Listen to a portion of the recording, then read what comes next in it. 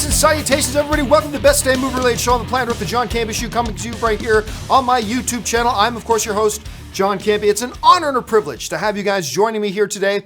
As it is every day, a whole bunch of stuff to talk about today. Get Out director Jordan Peele, we just found out the name of his new movie. We've got Deadpool doing some marketing genius. How much did Robert Downey Jr. get paid for Spider-Man Homecoming? That and a whole bunch more. But before we get to all that, let's go right off the top and talk about this. Now, as many of you guys know, even though Avengers Infinity War is in theaters right now, we've got another big MCU movie on the way in the form of Captain Marvel, of course being played by Academy Award winner Brie Larson. Well, apparently they've just done another little bit of casting in the form of four-time Academy Award nominated actress Annette Bening. She has apparently been cast in Captain Marvel. Now, the current reports are saying that it is likely that she is going to play Brie Larson's mother. Now, they're not 100% confirming that, but they're saying that's what the likelihood of this is. And look, like I always say, it is never a mistake to add talent. You know, the Captain Marvel project itself got a lot of bump and got a lot of increased credibility, if you will, when they were able to go out and nab, at the time, the reigning defending Academy Award winning actress in Brie Larson and cast her in the movie. And now you've got, an Oscar winner leading this movie, which is absolutely fantastic. But they've continued on with that. They've added great talent behind the camera. They've added great talent in front of the camera. So they're shooting the film right now, which is great news, and it's on its way next year. Of course, it's going to come out before Avengers 4, and I'm sure we'll have a large part of setting the stage for Avengers 4. And adding Annette Bening, nothing but class. It's a great move. She's a tremendously talented actress, so that's a great thing to see. All right, guys, well, listen, there's a whole bunch of other things in the world of movie news we're going to get to right now. So let's get things started here with the movie news feed. First up, as most of you will remember, prior to Avengers Infinity War coming out, Marvel and the Russo brothers released a letter asking fans not to spoil the film for other fans, adding that Thanos demands your silence. Well, you knew Deadpool wasn't going to let that slide, as Ryan Reynolds has just tweeted out the following image of a letter called Deadpool Demands Your Silence. First of all, it's just hilarious that he would put out this letter. And if you read through the letter, which you can find on his Twitter page, it's really quite funny. But something that I missed off the top when I was first looking at this letter, and I saw it a little bit later, was in the upper corner where it has like the 20th Century Fox logo, because in the Thanos Demands Your Silence letter, it had the Disney and Marvel logos up in the top. This has the 20th Century Fox logo, but it's crossed out in red with TBD, which of course means to be determined, because of course we all know that Fox's situation right now and who they're going to be owned by is kind of up in the air right now. So I thought that was hilarious. So yeah, mark this one up as well to just another brilliant marketing move by the team at Deadpool. Next up, one of the big surprise hits of 2017 was Jordan Peele's film Get Out.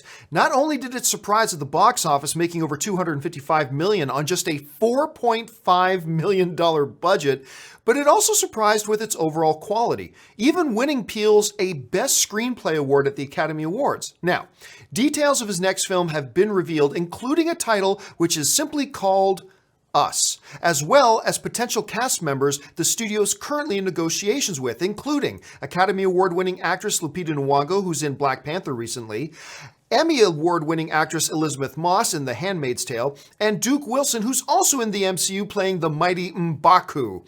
The film is currently scheduled for release on March 15th, 2019. Now, while I wasn't one of the people who thought Get Out deserved to be nominated for Best Picture, I didn't, but I still love the film, especially when you consider this was Jordan Peele's first directorial effort. This was his first film. What he did with a low budget, with a different kind of a concept, and the way he constructed mood and tone and atmosphere, leveraging those just as much as he leveraged his characters and the dialogue, was absolutely outstanding. Now, was it a first attempt's luck? Is he a one-hit wonder? We don't know for sure, but I'm telling you what, I am dying to see whatever his next effort is. Now we know it's going to be Us, which is an interesting title. Still waiting to find out more details about what the movie's actually going to be about, but it's still a ways away, so we can worry about that later. Look, all I know is I'm really looking forward to seeing whatever he does next. Let's see if he can follow up Get Out with something just as good. Next, for years now, several studios have been attempting to get a $6 billion man movie off the ground, of course based on the old TV show $6 Million Man. And while a Mark Wahlberg incarnation has been getting closer and closer, they just suffered a bit of a setback. According to Variety, Damien Chiffron has departed due to creative differences. Now, he was going to be the director of the film. Nothing about the nature of the creative differences was specified. Warner Brothers announced in March that they had set up an early summer release date of May 31st, 2019 for the $6 billion Man. The studio is now seeking a replacement director to fill the chair. And again, this is a project they have been talking about for years. I actually remember back in my movie blog days, there was actually a story going around that Jim Carrey was in talks to be in a $6 billion man film. Now, of course, at the time, that was going to be kind of a straight up comedy per se. As we've gotten into the comic book genre age, where the comic book genre is the most dominant thing out there and superheroes is the most dominant thing, the perception and the ideas surrounding $6 billion man has evolved to that maybe from a comedy to maybe an action thriller or an action comedy per se. And of course, now Mark Wahlberg's on board, so it's gotten a lot more progress than it ever has before. This is a setback. However, there's nothing in these press releases to suggest that they're going to pull the plug on the project or that they're even going to delay the project. Now, I am curious to know what these creative differences were. Now, as I mentioned, the rights to this movie has gone from studio to studio, and this guy was directing the film for a previous studio and kind of came over with it when the new studio picked it up. Maybe that had something to do with it. Who knows? We'll just have to wait and find out. Next, we all know that actor Robert Downey Jr. makes far too much money for playing Tony Stark in the MCU, but even this seems like a bit much on the surface. According to reports, Robert Downey Jr. was paid, get this, $10 million for under 15 minutes of screen time in the recent Spider-Man Homecoming film. For those of you keeping score, that's over $667,000 per minute of screen time. Now, normally I am the person who's jumping up and down saying Hollywood spends far too much money on its movies and sometimes on its stars. I will say this though, with Spider-Man Homecoming, getting Robert Downey Jr. in it was a pretty smart move, and here's why. A Spider-Man movie now faced a little bit of an uphill climb. This was the second reboot of the character in a short number of years. It was introducing the character to this new world. Doing all that while bringing in a really familiar face, i.e. Robert Downey Jr.'s Tony Stark, into the movie, even if it was only for 10 or 15 minutes, was probably a good move. Now, initially, when I saw the trailers for Spider-Man Homecoming, I was worried that this movie was really Iron Man 4 with his good buddy Spider-Man coming along because they featured him a lot in the trailers. Now, having seen the movie, you understand that was just marketing. He's really not in the movie a whole hell of a lot, and it really is Spider-Man's movie. But, you know, looking back on it, it really was the right move because instantly by putting Robert Downey Jr. in it, it made it feel very familiar. It made it feel very MCU. Because maybe they were running a little bit of a risk of confusion with a Spider-Man movie and its connection to the MCU. By having Iron Man in it, it got rid of all that confusion right away. It was probably $10 million well spent. And finally, Moviepass has been in the news a lot lately for all the wrong reasons, and now things look even worse, if that's imaginable. According to financial document filings by Moviepass's parent company, Helios and Matheson, the company has just over $15 million in the bank at the moment, and it's currently burning through $21 million per month in operating Moviepass costs. I'm not an economics major, but that's not good. As a result of the report, the company's stock also took a nosedive, falling more than 30% in one day. $21 million a month to operate, only $15 million in the bank. Now, the CEO from Moviepass, who has never misled his customers at all, no, not at all. Anyway, the CEO of Moviepass has claimed that, look, they have lots of banks and financial institutions willing to lend them money to keep them afloat. Now, they're stating that they will make it through the summer, no problem. Their goal right now, if I understand them properly, is to amass like over 5 million users. And if they can get 5 million users, I think in their heads, that means we've got a big enough club now that we can blackmail movie theaters into cutting us into their action. I don't really know what their overall plan is. I just know it's not a very solid plan. Look, more and more and more, we're seeing Moviepass is suffering financially. Their business model simply does not work. On the surface, it looks great, but under the surface, it's kind of smelly, and it just isn't functioning properly. Look, if you got a Moviepass card, I've been telling people lately a lot, use it as much as you can, because I really don't think this company is going to be around for very much longer. And that will do it for today's installment of the Movie News Feed. And now it's time for us to get to our main topics today. And of course, guys, our main topics are submitted by you guys. How do you guys submit a topic or a question on the John Campea Show to be one of the main topics? It's simple. Just email me anytime at john@thejohncampeashow.com. Put that word topic in the subject line. And as always, guys, keep the emails to 90 words or less. All right, let's get things going with this. And our first question today comes to us from Alex Bolte, who writes, "Hey, John, love the show a lot. Thank you so much, Alex. After watching your show talking about how Infinity War couldn't beat Titanic or Avatar at the box office, could you tell me how did those two movies do so good? And why Infinity War or even Star Wars couldn't beat them? I think they both pale in comparison to Infinity War." All right. Well, first of all, let's be clear. I never said it could never catch Titanic. Never said that. Infinity War could catch Titanic. What is out of reach is Avatar. Avatar's out of reach. I mean, nearly $2.8 billion. I mean, Infinity War is going to be throwing parties if they can just reach $2 billion. If they can reach $2 billion, it's celebration time. They're not going to make another $800 million on top of that. Their box office momentum has already slowed down a whole ton. I still think it has a very good shot of getting to $2 billion. It ain't going to catch Avatar at $2.8 billion. Again, it's not about, Infinity War's a better movie. That's irrelevant. The Godfather's a better movie than Avatar. Lots of movies are better movies than Avatar. It's not about beating Avatar. It's about beating the number, 2.8 billion. I don't care what movie title is associated with it. It's 2.8 billion. Avengers Infinity War is not, you can already look at the trajectory and the momentum. It's not going to reach 2.8 billion. But the question is, it might get Titanic. The question is, why did Titanic and Avatar of all films?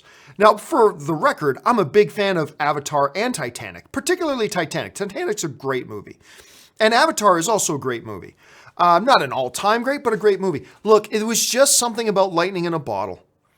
And somehow, some way, James Cameron did it twice. It was a matter of it being a movie that people came out and saw, and then came out again and again and again and again and again, and they just kept coming over and over, and then more and more people who never go to the movies just heard about this phenomena that is this, and they just kept coming out more. Avatar is one of those few films that, its box office went up week over week. It was insane. Avengers Infinity War does not. It's dropping, and of course it is. That's what every movie does. So what made them both? I don't know, man. I mean, that's a 2-hour film analysis video right there about what was it sociologically, politically, pop culturally at the time that made films like Titanic, the monstrous hit that it was. That made films like Avatar, the monstrous hit that it was. That people went and saw it 15, 20 times in theaters, and everybody went to go see it again and again and again. I mean, it's the rewatchability of it. I mean, that's one thing. You're not going to get this. You're not going to get people going, generally speaking, you're not going to get people going to see Avengers Infinity War 5 times. But a hell of a lot of people went to go see Avatar 5 times. And I have no idea why, but they did. What is behind that? Again, sociological, cultural, political, pop cultural climates of the time, I'm sure all had something to do with, and some magic cocaine that James Cameron put into the script of these things, and they just became outrageous. And it is weird to think that Avatar and Titanic are still the two biggest box office films of all time. All right, let's move on to the next topic. And the next one today comes to us from Kenny Teeology, who writes, "Hello, John. Love the show." Thank you so much, Kenny. In Infinity War, we see Scarlet Witch losing her accent, and she seems to have lost her mind-altering powers. We also see Banner and Black Widow's relationship swept aside like it never happened. No, they didn't. Do you think Feige and the Russos are deliberately steering away from plot points and character traits that Joss Whedon previously established? Okay, first of all, no. Kevin Feige and the Russos are not purposely steering away from plot points and characteristics that Joss Whedon previously established. No, they are not. First of all, the relationship between Marvel and Joss Whedon has been very good lately. Joss Whedon has been attending they've been invited to all the recent premieres and all that kind of stuff. And I am not going to be shocked at all. Mark my words, in the next 6 months, I believe we are going to hear that Joss Whedon is on board for another MCU movie. I'm not saying anybody's told me that. Nobody's told me that. I'm just saying, hey, look, I believe it's going to happen. I really do. But at any rate, yeah, one of the big problems for me, and this is no spoiler, but is the mysterious disappearance of Scarlet Witch's accent. That has been a kind of a big mystery. That's the big mystery of the MCU, the disappearing accent of Scarlet Witch. So yeah, that's just laziness, I think. I think they just got lazy about it and said, whatever, who cares? I honestly, I think that's it. I honestly think it's no more complex than it's just laziness. They just went, just forget the accent. I think that's all it was. And ultimately, I mean, should they have stuck to the accent? Yes. Ultimately, does it really detract from the movies at all that they didn't? Nah, not at all. I would have a bigger problem if, like, say she had an accent in the beginning of the movie and then didn't at the end of the movie. Going from movie to movie to decide to change up her speech patterns, I don't really care. As far as the Banner Black Widow things goes, I gotta give if you haven't seen the movie yet, tiniest of spoilers, okay? Not involved, has nothing to do with the plot. It's just a moment in the film. So you've been warned, okay? They didn't ignore it. They didn't ignore it at all. And they certainly didn't treat it like it never happened. They very obviously treated it like it happened. Like, hey, Nat. Hey, Bruce. And then Falcon, this is awkward. I mean, they acknowledged it right there. But why didn't they spend more time on it? Because the movie had 47 characters. The movie was rushed as it was. It had too much stuff going on at once as it was. It had too many characters. There was simply no time to explore that as well. They acknowledged it. They kind of set something up for later if they want to, but they didn't have any time to go into Bruce's and Nat's relationship issues. They just didn't have time. There was no time to do that. So no, I wouldn't read anything into it any more than that, like whatsoever. All right, let's move on to the final email question today. And the final emailed in question today comes to us from Kyle Coggins, who writes, "Hey, John, I read a report stating that the new Mulan movie has a price tag of over $300 million budget.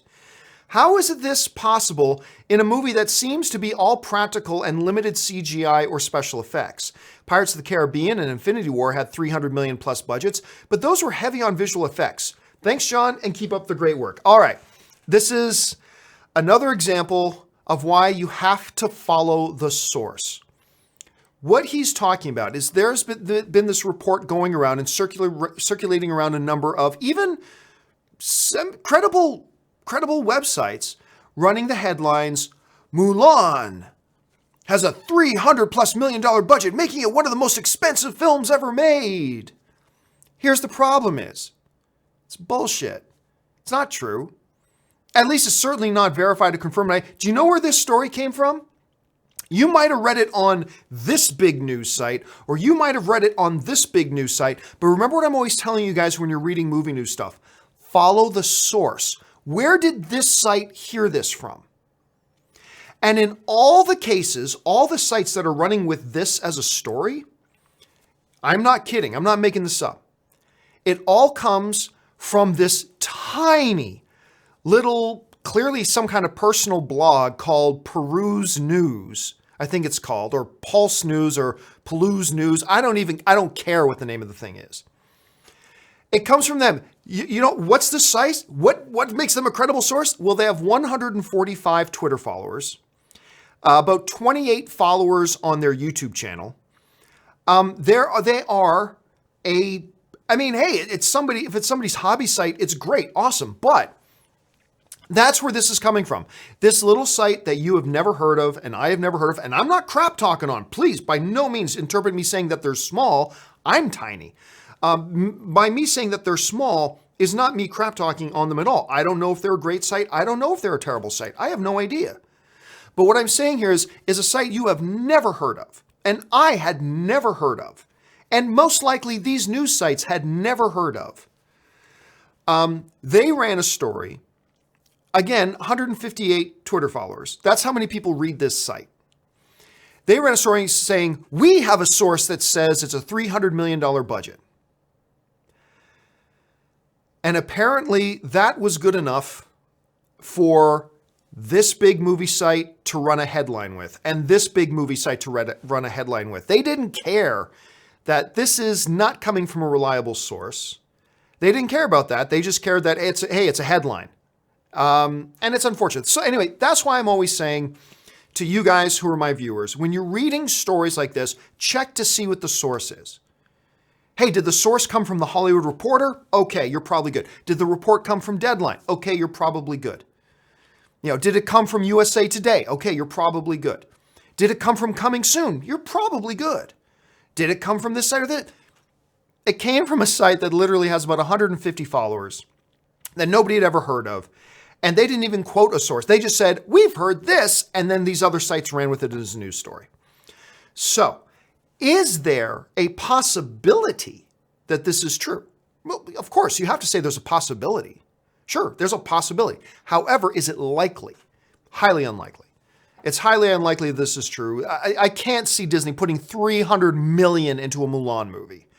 Or almost any movie for that matter. Almost any movie. I can't see them putting $300 million into a Star Wars movie, let alone a Mulan movie or something along those lines. It's just not feasible. It's just not practically possible. In reality, is it possible? Yes. Is it practically possible? Pretty much no. So I wouldn't believe those reports at this point. Until we hear Disney say something, or until we hear, the directors of the film come out and say something, fine. But until that happens, I wouldn't believe this report at this time.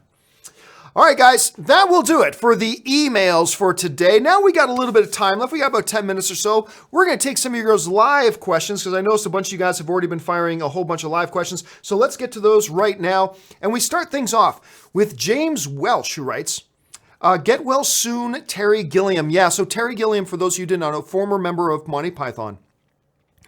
He was about to debut. He's getting ready to debut his film Don Quixote that he's been working on for, it seems like, 50 years. And he suffers a stroke. Now, granted, it's being reported it's a minor stroke and he's recovering. Apparently, from what I read, he's going to be fine. But it really does suck. He's been working on this film for decades and it's about to do its big premiere and he has these health issues. So yes indeed, James, get well soon, Terry Gilliam. Murray writes, somebody on open mic yesterday brought up about Galaxy Theaters. I looked it up on Google Maps. Nearest one is in Sherman Oaks, 22-minute drive from AMC Burbank 16. Never heard of it. I believe that if you looked it up and it's there, then it's there, but I've never heard of it. And I'm not going to drive a half hour to go to a movie theater when I literally have one of the biggest, best movie theaters in the country, a 10-minute walk from my place. But when I go to Vegas, I will be checking it out in Vegas. I will check out the Galaxy Theaters in Vegas. So thanks for looking into that, Murray. James Welsh writes, with cons starting this week, I was just wondering what makes it so special and prestigious compared to other festivals. It's kind of the same thing as the Golden Globes, right? What gives it its meaning is that people say it has meaning. I mean, that sounds like redundant circular logic, and you're right, it is redundant circular logic, but that's what it is. The Golden Globes, for example, are a completely useless, mockery of award season. It means nothing. Because the organization behind it is irrelevant. The Hollywood Foreign Press is an irrelevant body that nobody ever pays any attention to until the Golden Globes come around. Then everybody suddenly starts acting like the Golden Globes means something and the Hollywood Foreign Press means something. Total useless show, shouldn't even be a real thing. However, 70 members, yoo-hoo! Academy Awards, 6,000 voting members of the Academy of all film professionals. Hollywood Foreign Press, 70 members who are just film journalists of foreign publications who live in the US. Did you follow? That's what the Hollywood Foreign Press is. Anyway, but that's quite often how it is with a lot of film festivals. It's important if people say it's important, right? So I think just for a long time, cons has been a celebrated one. A lot of studios bring their films out there. Almost all the films get brought out there. It's huge. So when you're talking about big film festivals, you're talking Toronto International Film Festival, which is probably the biggest in the world now. You got Cannes, you got Sundance, you got a number of others, Telluride, you got a number of big ones out there, but it's kind of that same thing. It's important if people say it's important. There's really nothing inherent about it that makes it more important than anything else. It's just that it gets a lot more attention. Studios pay more attention to it. They take more stuff there. And therefore, it's a big deal, and it's in a beautiful place. So I think everybody just likes to have an excuse to go to France and go to this thing. But I've never been there, so I can't speak to that authoritatively. I can't speak to that authoritatively, but that's my first opinion, at any rate. All right, Murray writes, John, let us know if there are any space whales in Solo. I hope not. Well, unfortunately, yeah, I'm going to go see Solo tomorrow night. I'm so stoked. Ann and I are going to go see Solo. We are dressing up. I'll take pictures of us when we go. When I say dressing up, I don't mean tuxedo. I mean, you'll see what I mean. I will take pictures and show you guys pictures of what we're going, how we're dressing for the premiere tomorrow. But we are going to that. And unfortunately, you guys know my big fear of this movie after watching the trailer is that this movie was going to have space whales. And I've heard that is true. That the big giant tentacle things we've seen in the trailer are unfortunately the stupid dumbass space whales that we had in Rebels. I hope the information I'm hearing is incorrect, but that's what I've heard. I think they're ridiculous things. They shouldn't be in Star Wars. The fact that they have them there is absolutely moronic, but it's not going to ruin the movie. So I've heard that that's the case. Now, hopefully, I'll see it and find out, oh, that information was wrong. It's something else. But regardless of what it is, a giant monster in space with giant tentacles. I wish they went something else. What is it with filmmakers' obsessions with giant tentacles? I don't get it. Too much Japanese porn, I guess. Okay, James Welsh writes, Star Wars is not popular in China. Incorrect, it is popular in China. Not as popular as some other things. Star Wars is popular in China. And Deadpool 2 is not getting a release there. I think Infinity War will have strong legs in China because of that. Sure. I believe Infinity War is going to have strong legs everywhere. So sure, I'll agree with you. It's going to have strong legs in China. It's not going to destroy anything, but it's going to do very well. I mean, make no mistake about it. Infinity War, but it was always going to do very, very well in China. China's the second biggest movie market on the planet. Of course, it's going to do really well there. So absolutely no doubt about that. Patrick Conway writes, Scarlet Witch did use her mind powers early in Infinity War. I can't really go into it because I don't want to give too much away. I know what you're talking about, but I don't know that she was using mind powers per se. But I can't go into it any more than that without getting into explaining the scene, and I don't want to do that here. Patrick follows up. Rewatch the first 3 X-Men movies. X2 was great. I even enjoyed X3. Don't judge me. I think there's likable stuff in X-Men 3. I noticed Jean Grey and Scarlet Witch are very similar. Will that be trouble in the MCU? No. I mean, first of all, Patrick, that just assumes a lot of things. It assumes that, number one, the Disney Fox deal is going through, which we do not know if that's going to happen, especially now with Comcast coming in and making new offers. And even if it did, it assumes that they don't reboot the thing, and we have any indication or understanding or knowledge about what the X-Men world will look like in the MCU. I mean, so that's just far too many jumps and leaps. So, it's not going to be a problem at all. Orange Hand writes, trumpets blare, Camelot, Camelot, Camelot. Terry Gilliam. DC Patience writes, I have a terrible boss. Oh, that's unfortunate. Be careful, D, about writing stuff like that because, I mean, who knows? Your boss may watch my show or somebody who knows your boss might watch my show. So just be careful with that. And it's downright depressing at times. Besides quitting, what helped when you had problems with your corporate overlords? I think for me, and granted, I was in a position that isn't a position that everybody gets to have. So this may or may not work for you. What helped me when I was really struggling with various degrees of corporate overlords was when I came to the understanding I can leave anytime I want. And when you are in a position that hey, look, if I want, I can leave. And I can leave anytime I want. And having that understanding in my head made things that were going on much more endurable and much more navigatable, if you will. Knowing that nobody controls me except me. And if I want to leave, nothing is stopping me from leaving. And I can leave tomorrow. Now, that would mean risking something. It would mean, I'm not going to have a paycheck now, and I'm going to have to do this. I understand that. But it was all the way back in the AMC days. And I loved my time at AMC. I did. But even before I left, there was a number of issues that I was willing to leave over that I just, I had to flat out say to the AMC guys who are not being jerks about it. It's just we had very fundamentally different opinions on a couple of things. We got along great. Like we would sit down over barbecue, eating, hashing out this stuff, like really good people. But we would have like really strong fundamental differences of a philosophy or something. And there were a couple of times that I simply had to say, okay, well, my future depends on this working. And I do not believe doing it the way you're saying we need to do it is going to work. Therefore, that's putting my future in jeopardy. If you make us do it that way, I am going to leave. And I'm not trying to strong arm you into doing it a different way. I'm just letting you know I think it's bad for my future to do things the way you want to do it. And if it's bad for my future, I can't stay here. So understand that. If you're really that sure that that's the best way to do it, you do it, but I got to leave if that's the case, because I'm convinced it won't work and it's my future. So I got to go. And there were a couple of times over the 6 years that I worked with AMC that I had to do that. And I was only able to do that because I had come to peace in my own mind that no one controls me except me. If I want to leave, I can leave. No one's forcing me to stay here.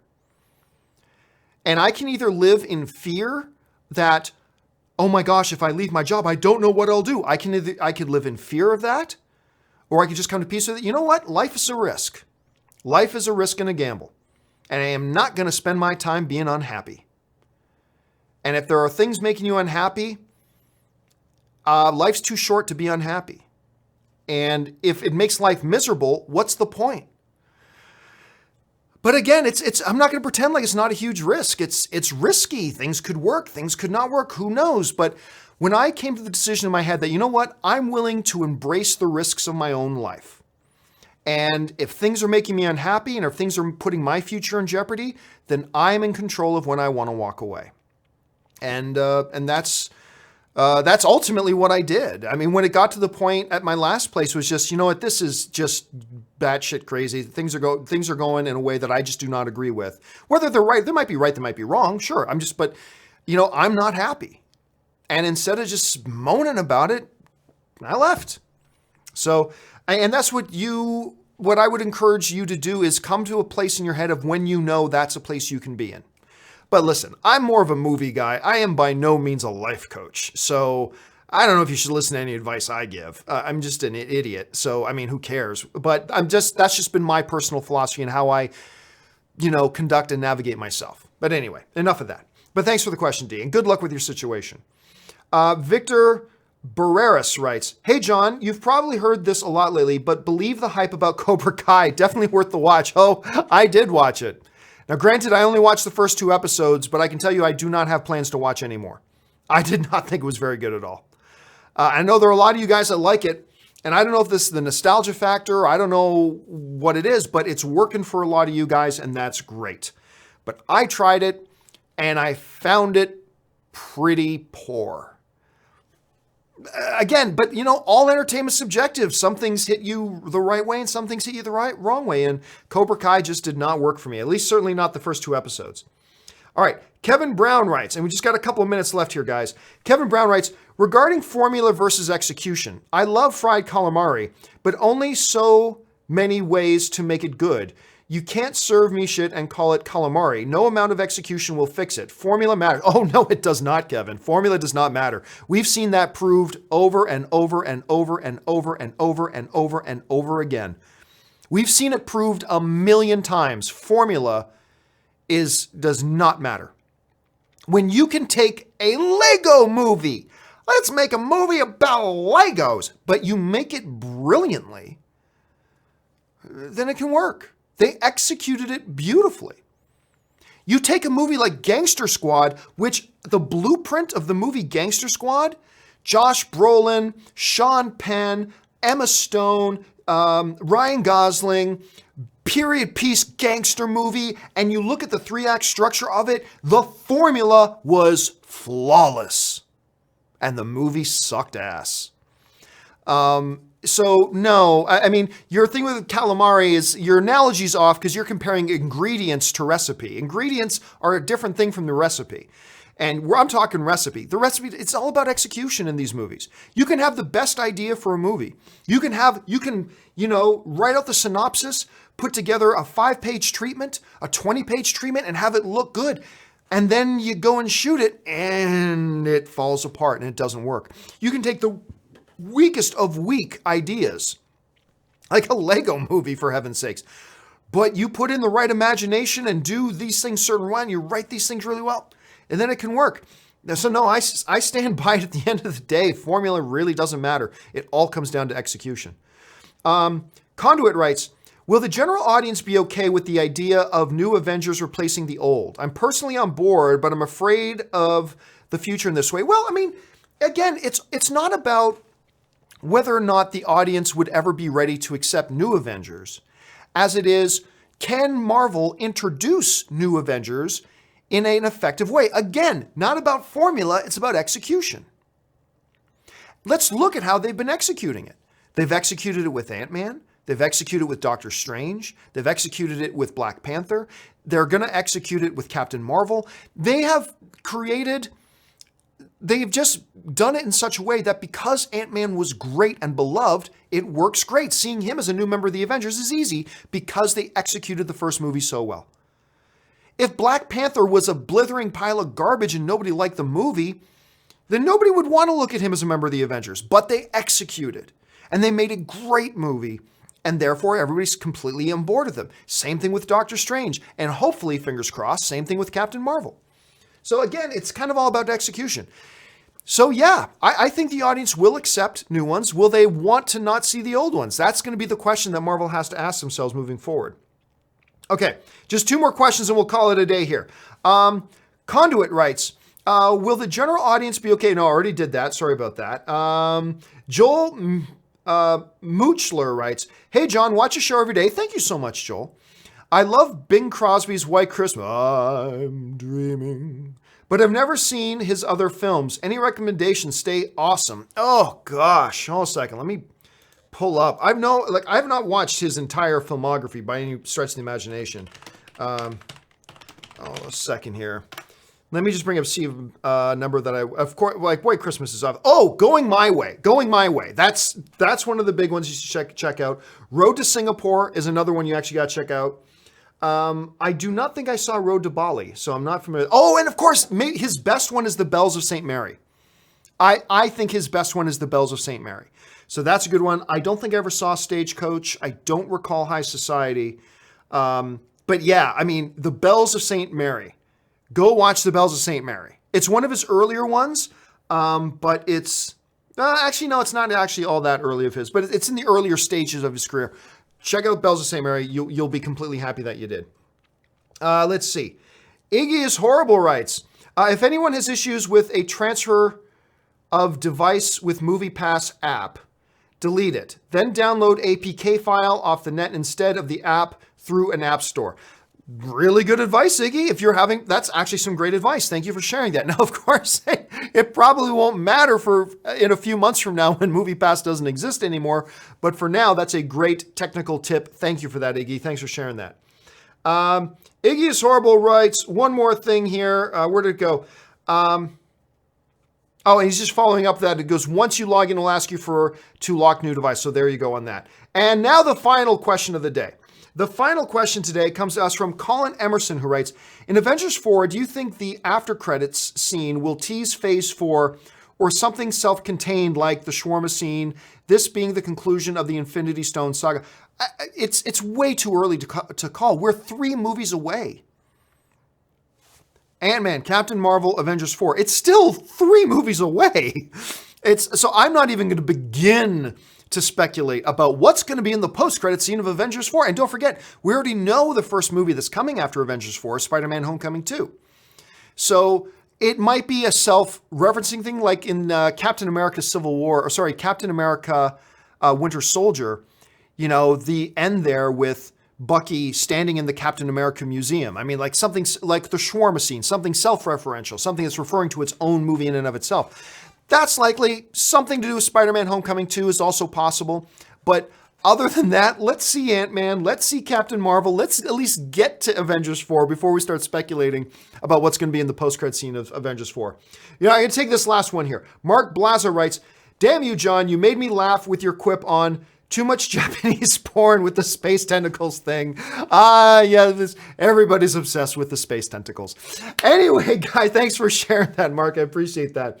That will do it for today's installment of the John Campea Show. Thank you so much for joining me here, guys. Listen, don't forget, if you haven't done so already, subscribe to this YouTube channel. Click that subscribe button and click that little bell update button as well, so it keeps you updated on everything that we got going on here on the channel. Also, guys, do me a favor. If you enjoy my programming, head on over to www.patreon.com/John Campea.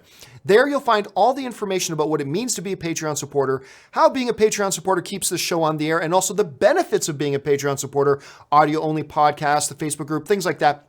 And then maybe you'll want to become a Patreon supporter too.